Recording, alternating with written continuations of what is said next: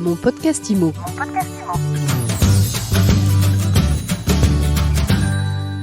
Mon podcast IMO revient sur les nouvelles consignes du HCSF, le Haut Conseil de stabilité financière pour les crédits immobiliers. Et aujourd'hui, on en parle avec le professeur d'économie Michel Mouillard. Michel, bonjour. Bonjour Ariane. Alors Michel, on va essayer d'y voir clair sur ces dernières annonces du HCSF. On a entendu ces derniers jours des professionnels de l'immobilier et du crédit se réjouir notamment de l'allongement de la durée des crédits sur 27 ans. Hier, Bruno Rouleau, président de l'APIC, invité de mon podcast IMO, émettait quelques bémols. Alors moi, j'ai hâte de savoir quelle est votre position à vous, Michel Mouillard, sur ces nouvelles recommandations. Rappelons-nous tout d'abord de ce qu'a été la recommandation de décembre 2019. Un ou deux arguments ont été avancés pour la justifier. L'un d'entre eux concernait la montée du surendettement des ménages qui devenait intolérable et qui allait poser un problème monstrueux à l'économie française. Et l'autre concernait la protection du secteur bancaire et financier qui devait commencer à assagir sa production de crédit en la rendant plus raisonnable. Du côté du surendettement, 3 semaines plus tard, le même gouverneur de la Banque de France est venu expliquer que le surendettement avait reculé dans des proportions extraordinaires. Il redescendait à des niveaux qui étaient des niveaux qui montraient que les différentes mesures qui avaient été prises depuis, etc., etc. Et puis, l'autre argument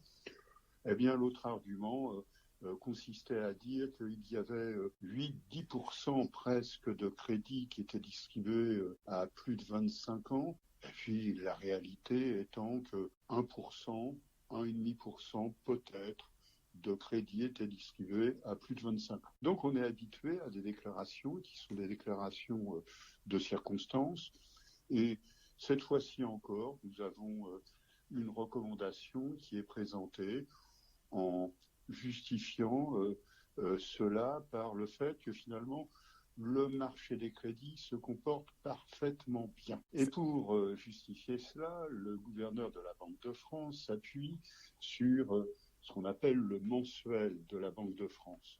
Je ne vais pas rentrer dans le détail technique, ce serait intéressant pourtant. Et effectivement, nous avons un mois d'octobre qui a été, nous dit la Banque de France, tout à fait exceptionnel. Bon, alors on essaie de comprendre à quoi ça correspond, et là on est quand même quelque peu surpris. De deux choses. S'il s'agit de prendre une mesure qui va engager l'économie française pour plusieurs mois, une année, voire plus, en s'appuyant sur un mois de production de crédit, on est quand même quelque peu inquiet. D'autant qu'en y regardant d'un petit peu plus près, on s'aperçoit que sur les 9 premiers mois de l'année, la production de crédit, en fait, a reculé de 6,4%. Et si on corrige cela de l'évolution des prix de l'immobilier, parce que chacun s'accordera pour dire que lorsque les prix de l'immobilier progressent, comme l'Observatoire LPI l'a montré, de 6,5% sur un an, dans l'ancien, on a certainement un volume de crédit qui est affecté par cela. Effectivement, quand on corrige l'évolution des prix de l'immobilier, l'indice de la production de la Banque de France recule de 10% sur un an. Bon, alors on va dire que si c'est cela qui justifie la bonne santé du secteur de la production de crédit immobilier aux particuliers et qui permet d'avancer ces nouvelles dispositions qui sont présentées comme exceptionnelles, on est encore une fois un petit peu perturbé. Alors pourquoi est-ce que Bercy a fait ces annonces ? Tu as raison de dire que Bercy a fait ces annonces, parce qu'en réalité, c'est bien le ministère de l'économie qui a la main sur ce dossier-là. Pourquoi a-t-il fait cette annonce ? Parce que, sans aucun doute, personne n'aurait compris qu'après la crise sanitaire qui s'est amorcée au mois de mars et qui a mis à genoux l'économie française et le secteur du logement, personne n'aurait compris que la recommandation de décembre 2019 ne soit pas corrigée. Alors évidemment, dans l'esprit de l'administration des finances, corriger, ça signifie simplement repeindre. Repeindre donc en avançant quelques dispositions qui ont été reprises au bon par quelques-uns. Voyons des communiqués de presse d'organisations professionnelles du secteur qui, j'irais presque dire, s'enthousiasment. Lisons les communiqués de presse de certains courtiers qui voient dans les dispositions l'élément qui va permettre, je cite, la relance du secteur de la construction. C'est fantastique. Alors, regardons d'un peu plus près. Il y a 3 dispositions. La première concerne la possibilité à l'avenir de passer d'un taux d'effort maximal de 33 à 35%. Pour beaucoup, c'est exceptionnel. Souvenons-nous simplement que pour vérifier, donc pour contrôler que la production des établissements de crédit respecte bien la limite des 33% avant ou des 35% en 2021. Il faut s'appuyer sur quelque chose. C'est ce qu'on appelle le reporting.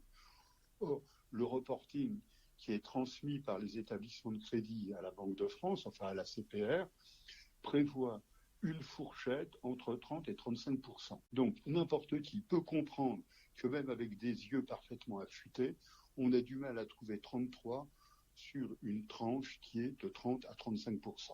Donc, c'est du cosmétique.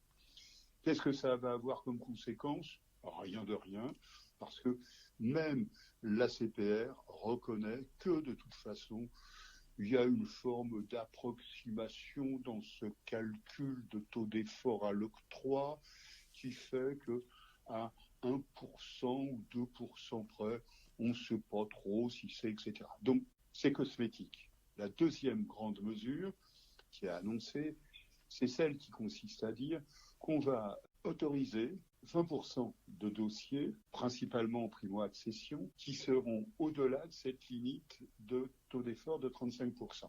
C'est ce qu'on appelle la marge de flexibilité, qui auparavant était de 15% et qui passait à 20%. Bon, alors on va essayer de comprendre. Auparavant, c'était 15%. Tout le monde s'accorde pour dire que la marge de 15% a été très mollement respectée en 2020.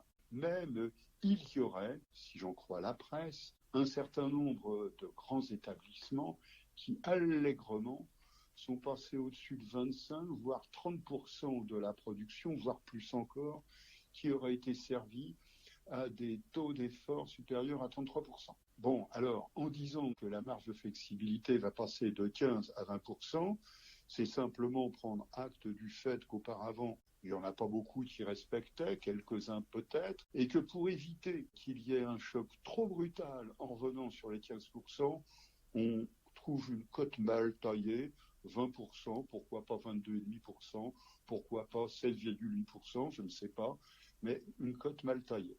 Est-ce que cela signifie qu'en revenant, en passant la marge de flexibilité de 15% à 20%, on va avoir une augmentation de la production? Mais non, puisque tous les établissements qui étaient au-dessus de la marge de flexibilité de 15% auparavant vont de toute façon devoir réduire leur production. Ils vont devoir réduire leur production pour rentrer dans les clous. Et les clous, le gouverneur de la Banque de France, plus précisément le ministre de l'économie, a bien insisté sur le fait qu'à l'avenir, les clous seraient contrôlés et qu'il y aurait, à partir de l'été 2021, des instructions à caractère juridiquement contraignantes qui viendraient entourer, encadrer plus strictement la production de crédit immobilier aux particuliers. Donc, est-ce qu'on peut penser qu'il va y avoir une ouverture de l'offre de crédit ? Encore une fois, certainement pas. On peut même craindre que la simple application avec contrôle d'une marge de flexibilité à 20% se traduira par une contraction de l'offre de crédit. Et puis la troisième disposition. Alors la troisième disposition, c'est celle qui a été reprise pour beaucoup sans trop savoir à quoi ça correspondait, l'allongement de la durée maximale des crédits de 25 à 27 ans. Bon, d'accord. Il fallait aussi lire dans le texte, quelques-uns l'avaient fait, beaucoup n'ont pas eu le temps, qu'il s'agissait des logements neufs ou en rénovation. Donc c'est pas le marché de l'ancien, encore une fois. Hein. Et puis, d'autre part, tout le monde se souvient qu'à la lecture de la recommandation de décembre 2019, beaucoup avaient fait remarquer qu'il y avait un problème parce que dans le secteur de la construction de maisons individuelles ou de la promotion immobilière, il y avait très souvent des différés d'amortissement liés au délai de la construction. Et qu'à partir de là, ce différé d'amortissement qui rentrait dans les 25 ans faisait qu'en réalité, c'était pas 25 ans, mais 23 ans. Donc là, on revient à 25 ans. Est-ce que ça va véritablement booster le marché ? On en doute encore une fois. Et je dirais, à l'appui de cela, simplement, pour que ça ait un impact véritable. Encore aurait-il fallu que les dispositions qui sont les dispositions d'aide à l'accession, à la primo-accession à la propriété, permettent aux ménages qui ont un projet de réaliser ce projet. Or, on a bien vu ce qu'il en était dans la loi de finances, dans le projet de la loi de finances pour 2021. Le prêt à taux zéro a été reconduit à l'identique. Cela signifie donc que ces paramètres techniques se sont érodés parce que les prix augmentent derrière, etc., etc. Et donc, ça signifie que les 70 000 prêts à taux zéro qui sont attendus en 2021 réussiront peut-être à faire 50 ou 55 000 opérations dans le neuf. Donc, c'est-à-dire à peu près, peut-être un petit peu moins que cela fut le cas en 2020. Donc, l'un dans l'autre, si on résume, du cosmétique, de l'annonce contrainte, parce que personne n'aurait compris que l'administration des finances ne bouge pas le mi-quart de la moitié d'un petit doigt face à la situation du secteur. Et puis, finalement, on pourra lire, et moi je conseille aux lecteurs attentifs de My Sweet Imo de lire avec attention les communiqués de presse. Simplement pour finir, une phrase de ce communiqué de presse. Au-delà des perturbations liées à la crise sanitaire, le marché de l'ancien reste dynamique. L'atonie de la construction et du neuf observée depuis quelques années persiste. Alors on essaie bien de comprendre. Je ne vais pas parler de l'ancien, je parle simplement l'atonie de la construction. Si on vient expliquer aux fédérations professionnelles de la construction et de la promotion immobilière que 2020 a été une année d'atonie de la construction, moi je sais que si j'avais à répondre à leur place, je dirais oui, c'est bien, effectivement, avec un recul de 15 à 20% de la construction et des ventes des constructeurs de maisons individuelles, ça doit être de l'atonie. Pour parler de baisse, il aurait fallu qu'il y ait un recul de 40 à 50%. Bon, c'est pas sérieux, soyons clairs. Ce n'est pas sérieux, c'est une annonce de fin d'année, contrainte et forcée, c'est du cosmétique, ça n'aura aucun impact sur les secteurs de la construction et de la transaction. On peut craindre simplement que les conséquences de la mesure concernant la marge de flexibilité provoquent en réalité une contraction supplémentaire de l'offre de crédit. Merci beaucoup Michel Mouillard. Je rappelle que vous êtes professeur d'économie, spécialiste du logement et du crédit immobilier. Mon podcast IMO.